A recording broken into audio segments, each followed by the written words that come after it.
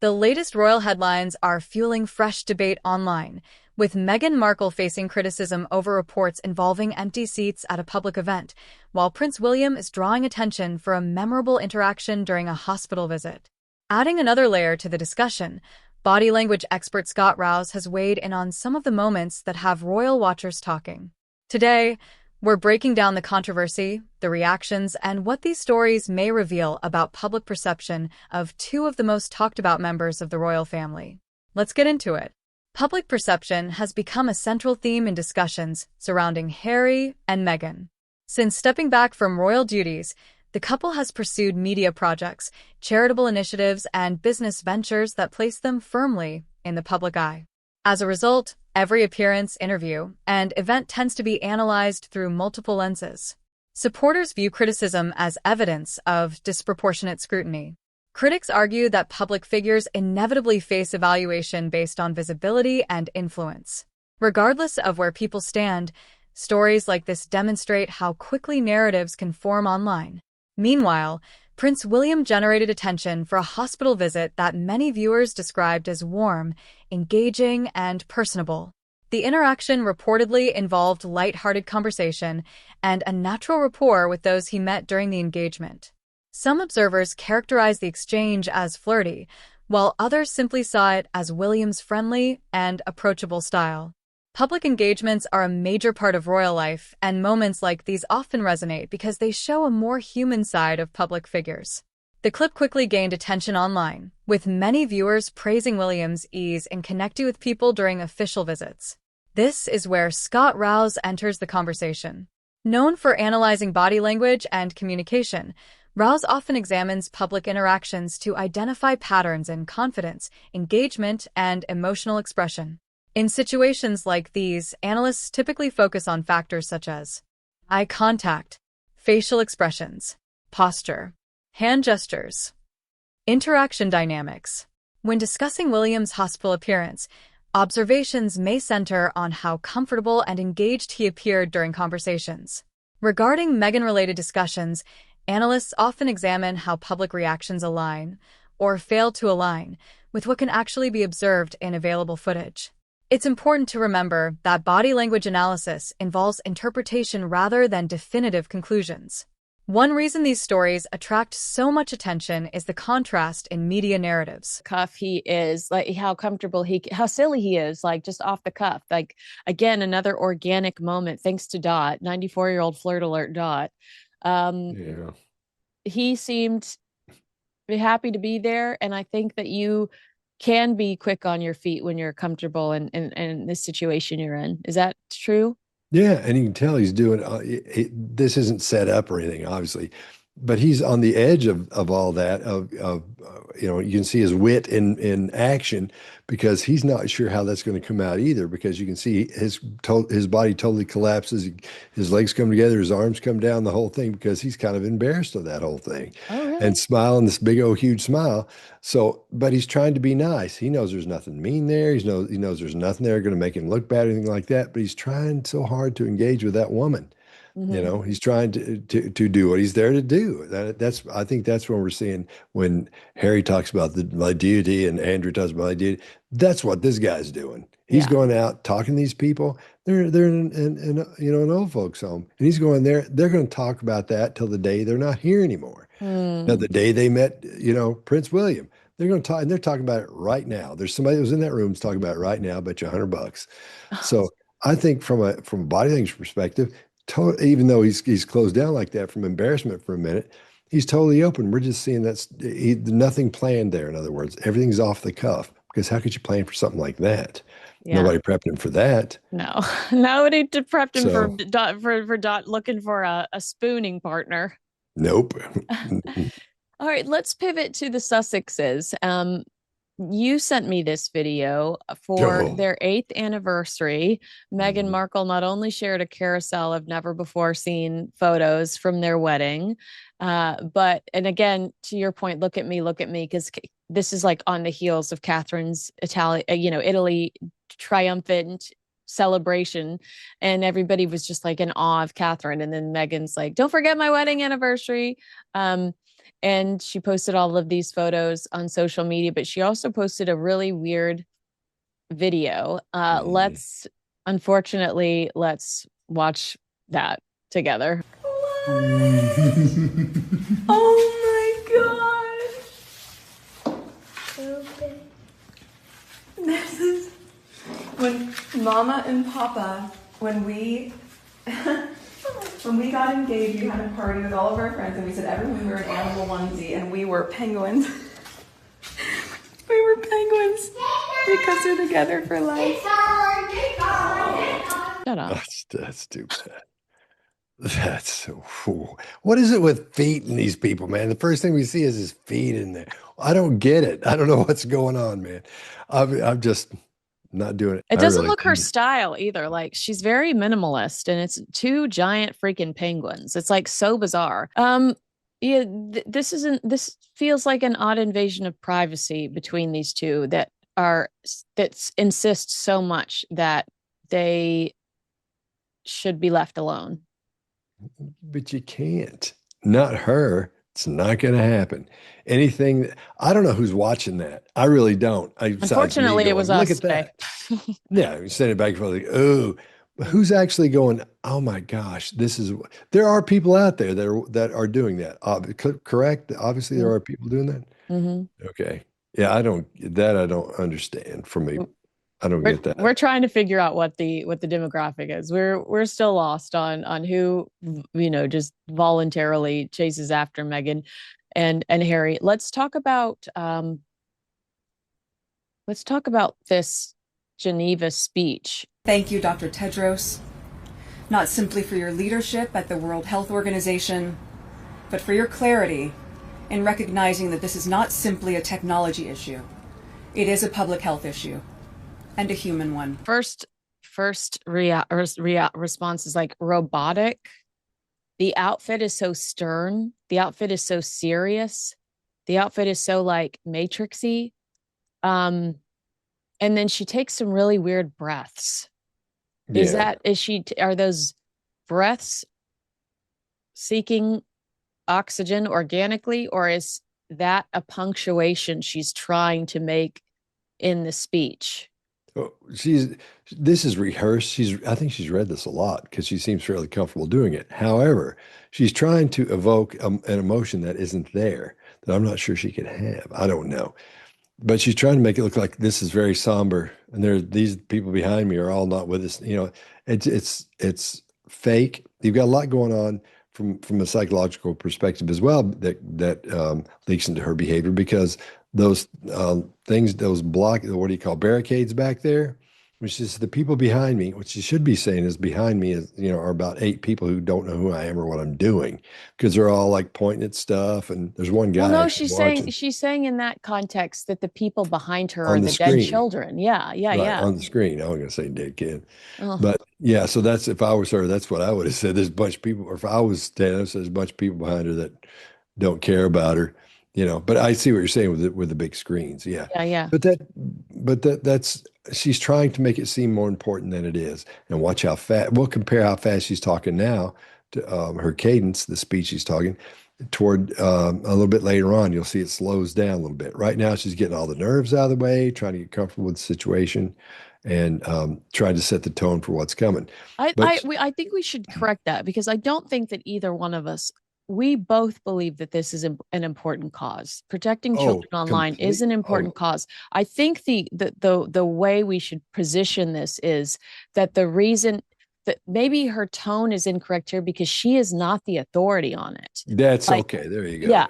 I think that's what we're trying to say, because we both agree that this is a cause that we can support independently, but it's Meghan being the messenger that is the component that doesn't make sense and that we're having a hard time taking seriously. See, that's why you're a pro. You can see those things and go, here's what's going on. Well, no, because I understand what you're saying. I just don't think that I want to make sure that the people at home don't misread what you're saying, or don't I should have said that stuff about the people behind me, because I was making fun of those people that aren't paying attention to her, not those children on the that phone. exactly. You were So not that's a bad move. acknowledging the people. You are not acknowledging the art installation. You're talking about the fact that there are these. It was such it was such a bizarre. We'll see more of the layout here, but there was not really a crowd for her there. And then the way that it's left open in the middle of nowhere, you're seeing all of the people that are not engaging with what she's saying, which does not help her cause. Yeah. How many people were there? Do you know? I mean, I've heard stories, but I haven't Like seen the less pictures. than 30. Less than Ooh. 30. Like, yeah. All right, let's jump back into this. A child whose laughter once filled a kitchen, whose shoes once waited by a front door, whose future once felt limitless. And now their faces ask the world questions we can no longer avoid. How many more millions of children will be harmed by products that, while innovative, are still designed without sufficient safeguards? And when will children be able to enjoy the extraordinary potential of technology without it compromising their well-being? I mean, it's just such a 180 from like the person she's been shoving down our throats for the last 2 years. Female entrepreneur, like me hanging out with my girlfriends, Jamie Kern Lima, and cook what's cooking in the kitchen other than a bag of pretzels into another plastic bag of pretzels. I want to say I appreciate her pursuing something like this, but because there's always an ulterior motive. And I feel like there's a couple of ulterior motives with the Sussexes lately. It's to change public perception of them, take them seriously as these charitable entities, because we don't consider them royalty anymore. But what do we love about the royals? They're constantly, pursuing causes that are bigger than themselves. They might register that, so they're like, oh well, we need to look more charitable. Also, Meghan's got this whole commercial enterprise that she's trying to shove down our throats with the scones, the clotted, this loose fruit spread on the scones. So it's such an escape from the person she's been trying to tell us she is over the last few years, that I watched this with my cynical glasses on, thinking you just want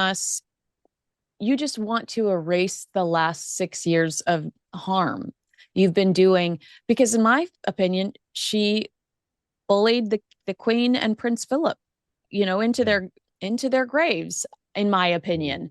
Like, just to send so much hate towards them media wise in the last few years and months and days of their life. You're not a very compassionate or empathetic person, no matter how many examples you give of, children, that unfortunately lost their life. You're not the spokesperson. When we've not seen real empathy and compassion from you, you can say all you want behind your note cards, but actions speak louder than words. And you have not been very kind to people on full display. Wow. Yeah. Sorry. Wow. No, you're right. You're right. I just can't add anything to that, except for the fact what you just described is exactly the way she looks, and exactly the way she's delivering her speech there. And everything is these da da da da da da da, and then a question, da da da da, then da da, and she asks a question and then answers it for a lot of these. It doesn't seem authentic. It doesn't seem like she's really experiencing those emotions. And we don't see those emotions on her face. We actually see smiles a couple of times when she's talking about the child or the other person that's not with us anymore. We're seeing smiles because she's supposedly remembering those people. But it doesn't seem authentic to me. If I were to be asked, is this authentic or not, I'd have to say, no, it isn't. We're not seeing things that let us know that. We're not seeing her breathing changing. What we're hearing is some of these breaths that her voice, in other words, gets a little bit tighter and it goes up a little bit higher because she's trying to show you she's, into this, or we're seeing emotion from her. But the emotions that are supposed to be there aren't there. And mainly that's sorrow and sadness. She's trying to make you think there's sadness because of the way she's talking and her approach to this. You know, she's standing there all stoic and trying to, reads her cards and then taps them and then says something else. It's like, here's what I think. Here's what I'm going to do. And because of this, but it's not authentic. Now let's go back to William. When he was, we don't see things like this from him. We don't see things like this from Catherine, because I think they know better. If they were to approach something like this, they wouldn't be dressing all dark and all stand there like that. They would say, well, here's what's happening. Here's what happened. It would be lighter than this. I hope, I'm going to say, I hope I'm not giving train stuff to Meghan. You're right. There's a heaviness.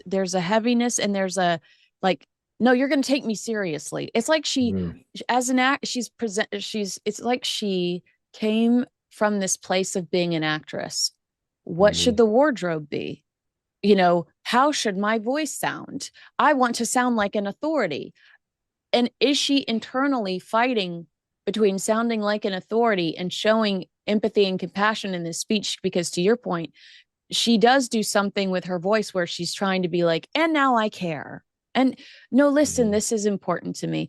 But it's coming at such a harsh place, this presence that she's walked in with, that I think that the wanting to sound like an authority on this situation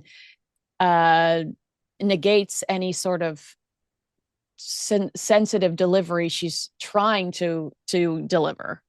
Yeah, and I think another thing that adds to that is the fact that there aren't people there watching her.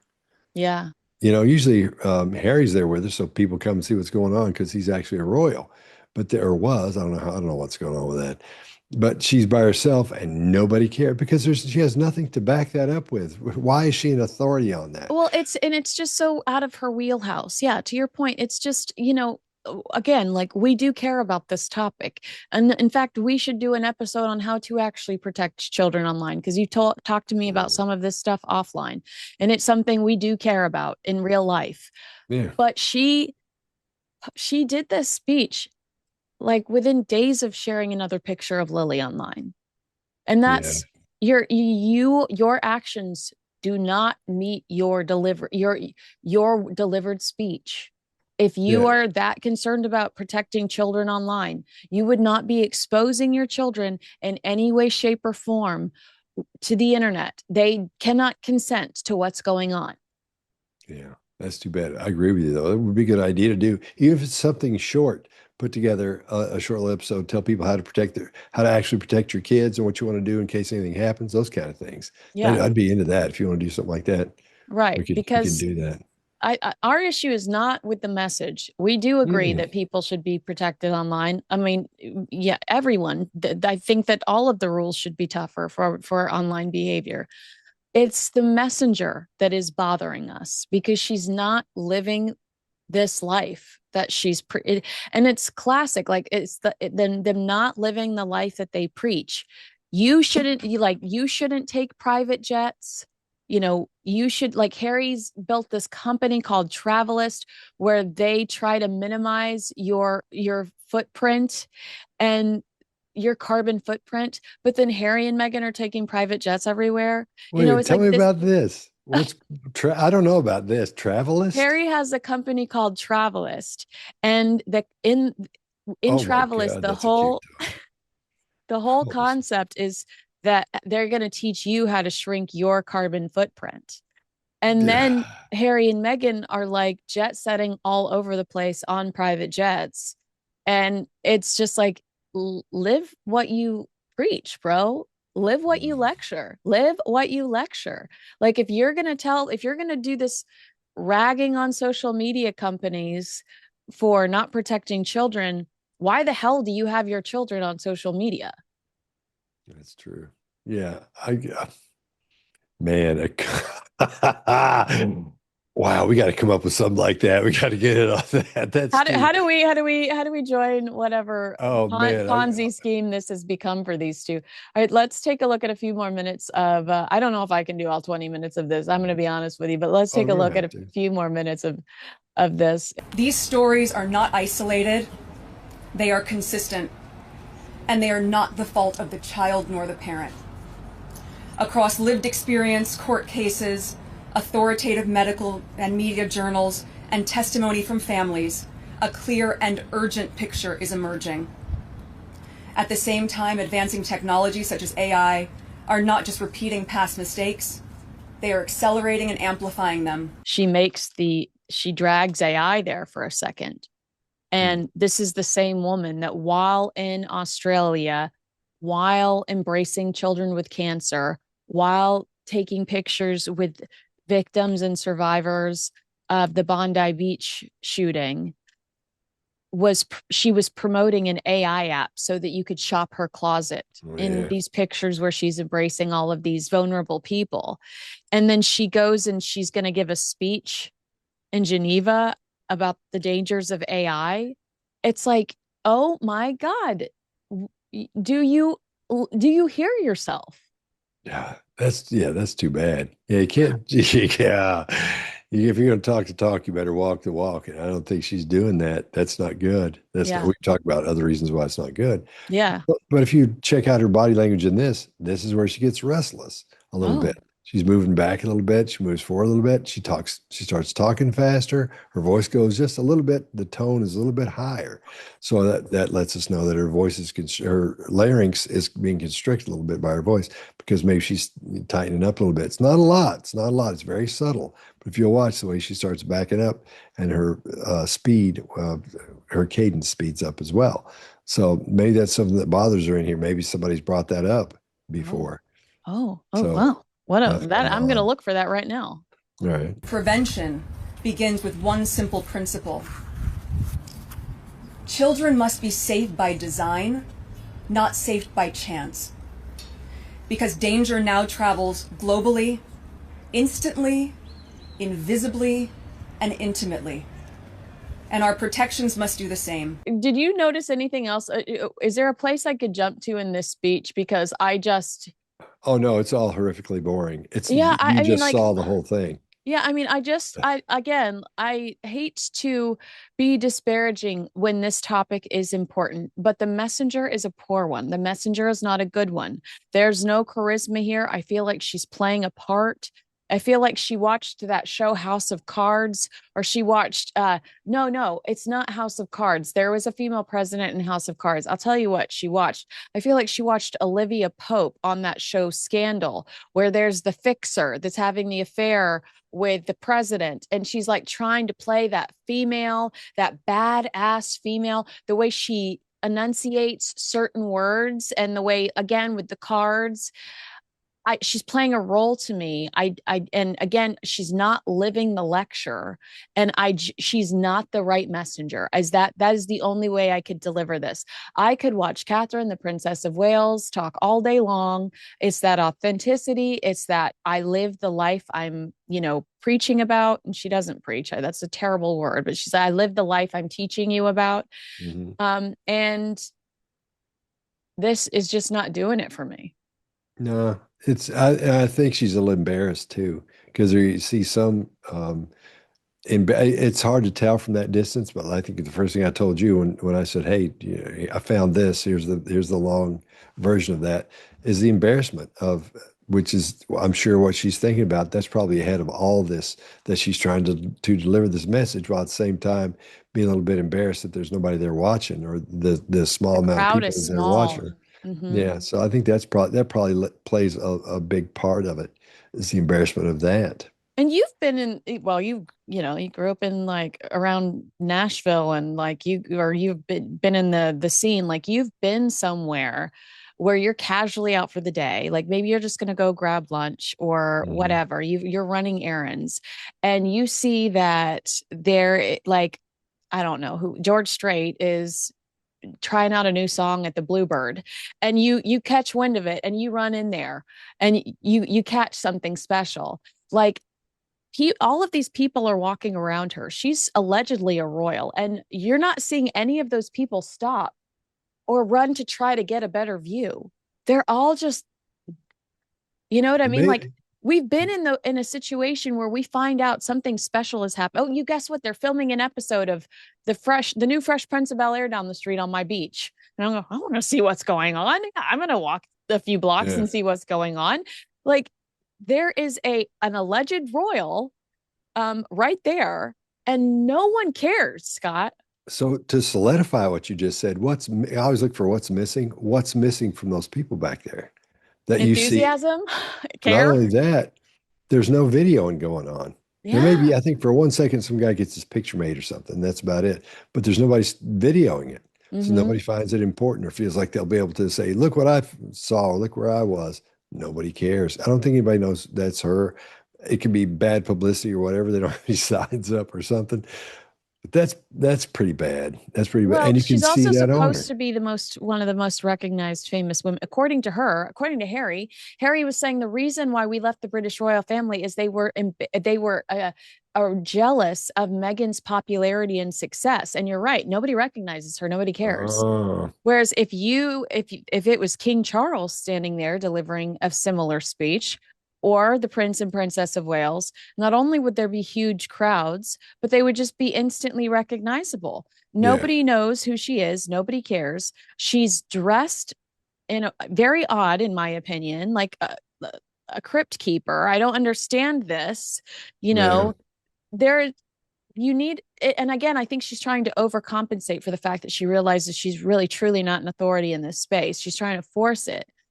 But, you know, she's just not the right messenger, and that's okay. That's okay. But move on and find out where you thrive. You know, maybe the parents should have been up there talking, and Meghan could have just been there to support them, and Meghan could have introduced them or something. But Meghan being the messenger while simultaneously posting videos of her own children online while simultaneously using an AI app to shill clothing is not a good look. No. And speaking of looks, she's sort of dressed like Darth Vader's niece. Yeah. If I was going to explain that look. It's so odd to me. It's so dark and just, and you know, it doesn't have to be. It doesn't have to be. Like you said, William and Catherine deliver similar conversations, deliver similar statements in a peaceful way that's not as aggressive and harsh. You don't have to envelop your speech and what your message in this theatric of wearing black and talking like that and being, you know, it's just inauthentic and it makes you feel weird. Yeah. And going back to your demographics, it's gonna be mostly women, I would assume, and every one of them or most of them are gonna feel something's not right about this, and that's why, because something's not right about that. One reason these stories attract so much attention is the contrast in media narratives. On one side, Meghan's event becomes a discussion about attendance and public support. On the other, William's appearance becomes a discussion about charm, relatability, and public engagement. Whether these narratives are entirely justified is often a matter of debate.